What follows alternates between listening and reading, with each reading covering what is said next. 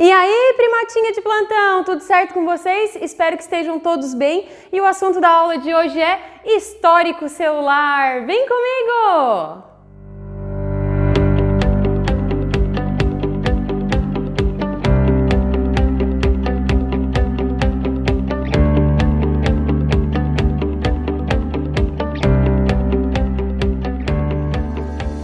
Galera, vamos começar a nossa aula de hoje homenageando um cara, e o nome desse cara é Robert Hooke.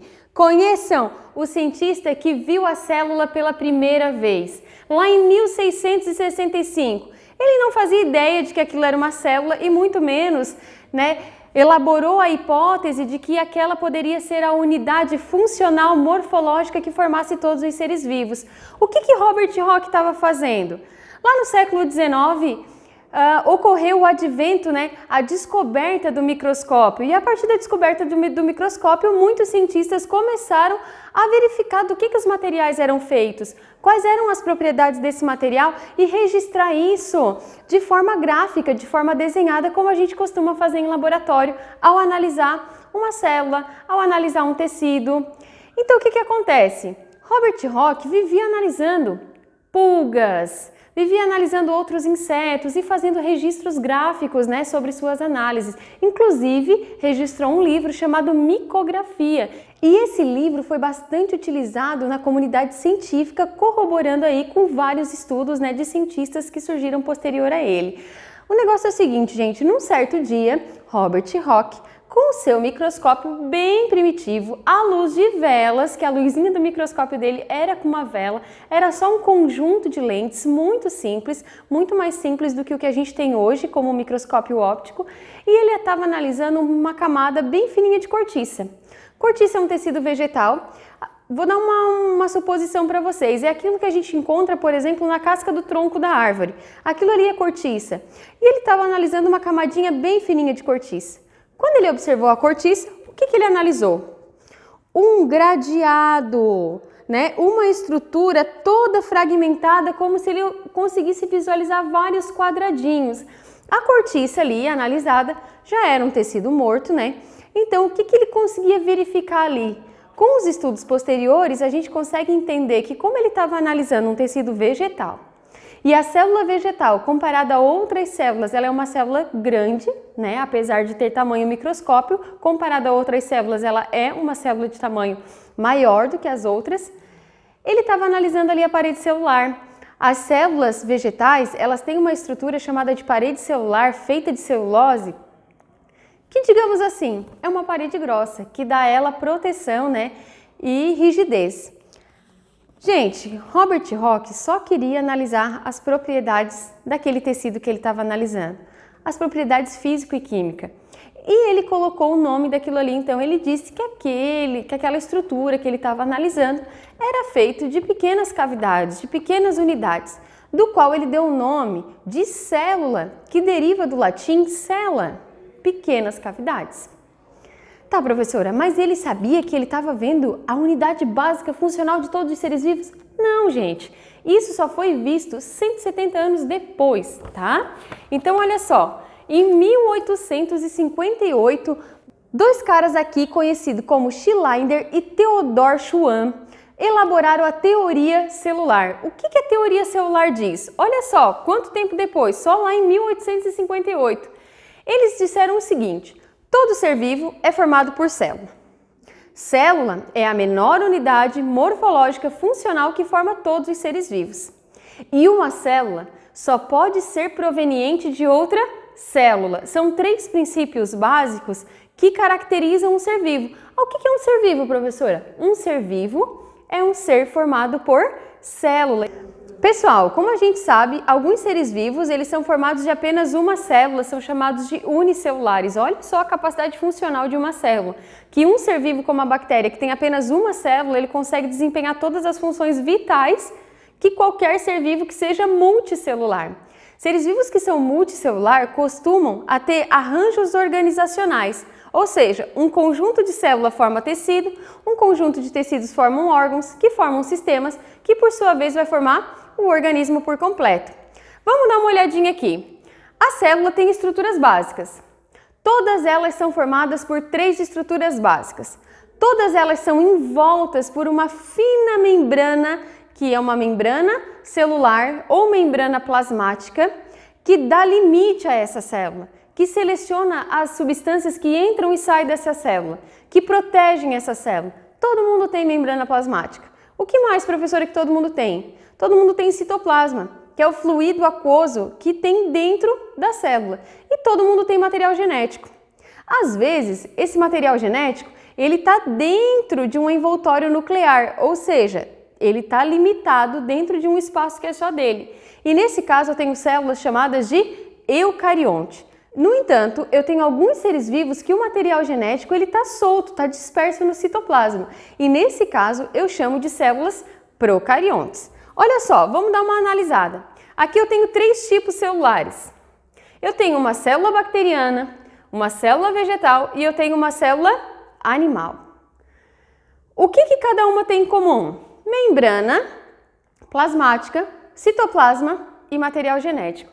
No caso da bactéria, a bactéria ela é formada, por uma cápsula proteica, uma parede celular e uma membrana plasmática.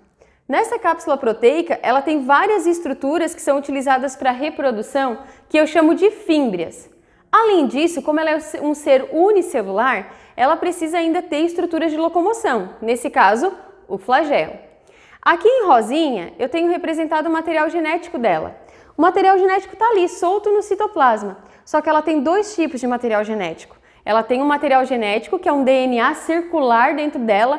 Ah, professora, ele é circular? É, só que eu estou vendo ele todo emaranhado ali. Mas se eu conseguir desenrolar todo ele, ele vai formar um círculo.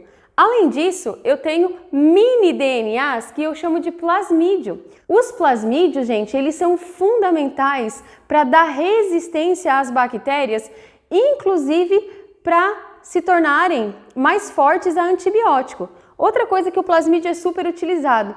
As bactérias, elas se reproduzem de forma assexuada, mas elas também conseguem se reproduzir de forma sexuada, por conjugação, onde uma bactéria e outra bactéria trocam os seus plasmídios. Quando elas trocam material genético, elas estão aí fazendo uma reprodução sexuada.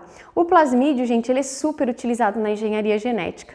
Por exemplo, hoje a insulina, que é um hormônio para combater a diabetes, ela é fabricada dentro de bactérias, por genes humanos que foram retirados e colocados em plasmídios de bactérias. E a bactéria funciona ali como uma produtora de insulina. Então a bactéria como um todo, como ela é um ser unicelular e como ele tem esse mini DNA, ela é super utilizada para a engenharia genética. O que eu tenho aqui? Uma célula vegetal. Como é que eu sei que é uma célula vegetal? Não é porque ela é verde, É porque ela tem uma parede, ela tem esse formato mais quadradinho, Não é quadrado, mas ela tem esse formato assim mais enquadradado. Nem sei se essa palavra existe, mas se não existe não tem problema, vocês entenderam.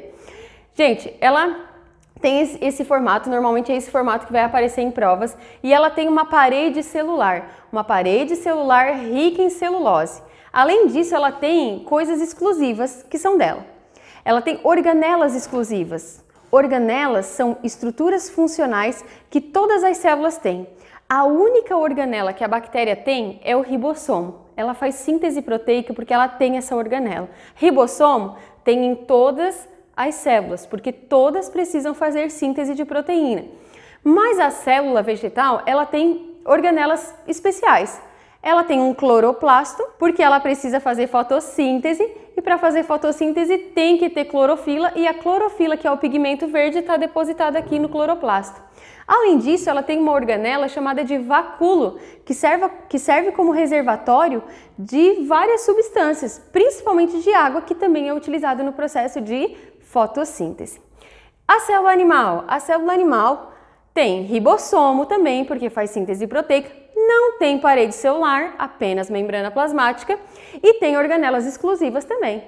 A célula animal tem uma organela chamada de lisossomo, que é responsável pela digestão celular, e ela também tem uma organela chamada de centríolo, que é uma organela utilizada na divisão celular, que ela é exclusividade da célula animal. Então, olha só, todo ser vivo é formado de célula. Célula é a menor unidade funcional de todo ser vivo. Só que elas têm formatos diferentes Cada organismo tem uma célula que é específica para as suas necessidades. E dentro de um mesmo organismo, se eu for observar o meu corpo, eu tenho uma diversidade enorme celular. Porque eu tenho um tipo de célula para o sangue, que vai carregar o oxigênio. Eu tenho um tipo de celular do sangue também, que são os leucócitos, os glóbulos brancos, que vão produzir anticorpos. Eu tenho uma célula para produzir o meu osso, né, para constituir o meu osso. Eu tenho uma célula que constitui cartilagem, né, que constitui gordura. Então eu tenho inúmeras células diferentes, né, para poder compor tecidos diferentes, que desempenham funções diferentes. Então olha só, eu tenho diversidade celular em organismos diferentes, mas dentro de um mesmo organismo, no caso eu, humano, eu tenho vários tipos de célula. Só que todas elas eu vou encontrar o quê? Quero que vocês deem uma observadinha aqui. Todas elas eu vou encontrar. A membrana plasmática, ela é tão fininha aqui que parece invisível. Eu tenho aqui toda essa camada mais transparente, citoplasma, que é o líquido aquoso, e mergulhado nesse citoplasma eu tenho uma série de organelas. Ah, como é que eu sei que essa é uma célula animal? Eu tô vendo cloroplasto aqui? Não. Eu tô vendo um vacúolo aqui? Não. Tô vendo uma parede celular? Não. Então não tem como ser uma célula vegetal. Ah, eu tô vendo aqui, ó, o núcleo, ele tá delimitado por uma membrana nuclear e dentro eu tenho material genético. Então eu tenho aqui uma célula procarionte, uma bactéria? Não. De todas as organelas que a gente vai observar e vai estudar, a gente vai perceber que eles têm ribossomo, que fazem síntese de proteína, a célula vegetal e animal, elas têm mitocôndrias, que fazem a respiração celular, tem complexo de Golgi, que secretam e armazenam substância, tem retículo endoplasmático liso, que faz síntese de lipídios, tem retículo endoplasmático rugoso, que faz síntese de proteína. Ah, mas por que ele é rugoso? Ele é rugoso porque aderido a ele tem um monte de ribossomo. E se o ribossomo faz síntese de proteína, com certeza, aonde ele está aderido também é um local onde acontece síntese proteica. Por isso que o retículo endoplasmático rugoso, ele tem, né, incumbido a ele essa função. Cloroplasto é uma organela utilizada na fotossíntese. Vacúolo armazena substâncias. São inúmeras organelas, né? E suas funções. A gente só consegue aprender isso exercitando bastante. E é isso que a gente vai fazer. Muito exercício para conseguir aprender. Quais são as células que mais caem em vestibular? Mitocôndria, cloroplasto. Mitocôndria que faz respiração celular e cloroplasto que é utilizado na fotossíntese que só tem em células vegetais. Por quê, professora? Porque elas são organelas membranosas, então elas têm tipo uma membrana plasmática que são delas, tá? E outra, elas têm DNA próprio, elas têm material genético próprio, tá? Há indícios de que essas organelas teriam sido lá no começo, né, do desenvolvimento, do surgimento da vida, da evolução da vida, que elas teriam sido bactérias e elas teriam sido fagocitadas por uma célula, por um processo de endocitose que nós vamos conhecer em outra aula. Como assim? É como se uma célula tivesse engolido uma bactéria e essa bactéria teria se tornado ou uma mitocôndria ou um cloroplasto, tá? São duas organelas que têm material genético próprio e que podem ter aí surgido dentro da célula por um processo de fagocitose, onde uma célula teria engolido uma bactéria, certo? Outra coisa assim bem interessante, a gente vai estudar muito o DNA, a gente vai estudar muito especificamente a membrana plasmática. Então esse é um aulão bem geral para a gente entender esse mundo que foi descoberto por meio da invenção do microscópio. Gente, vamos ao nosso resumindo!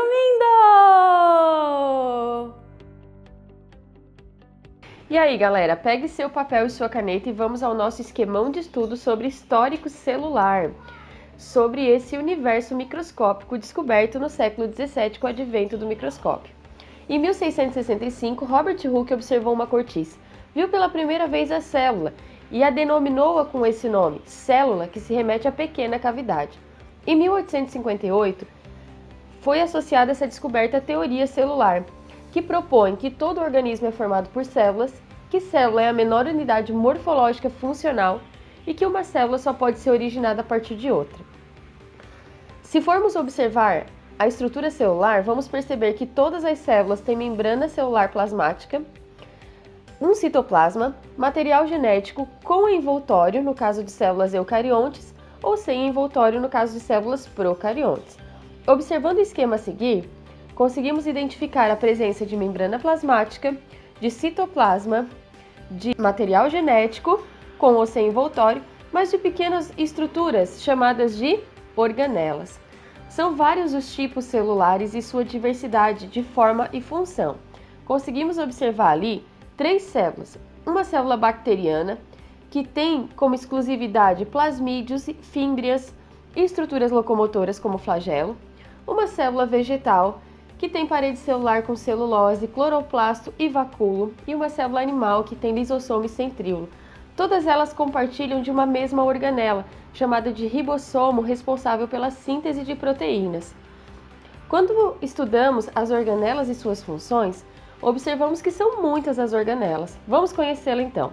Complexo de Golgi, mitocôndria, ribossomo, lisossomo, cloroplasto, retículo endoplasmático liso, rugoso, peroxissomo, membrana plasmática, citoplasma, parede celular, vacúolo e centríolos. Cada uma tem a sua função.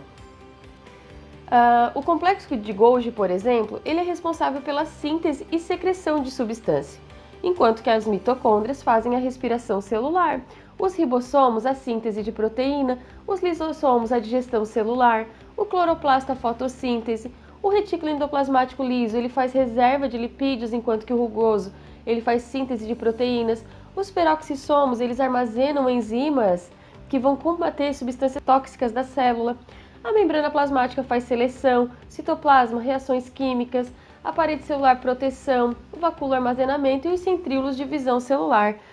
Bons estudos! Agora que você já fez o seu esquemão, bora exercitar todos esses conhecimentos. Um beijo no coração, primatinhas, e até a próxima aula!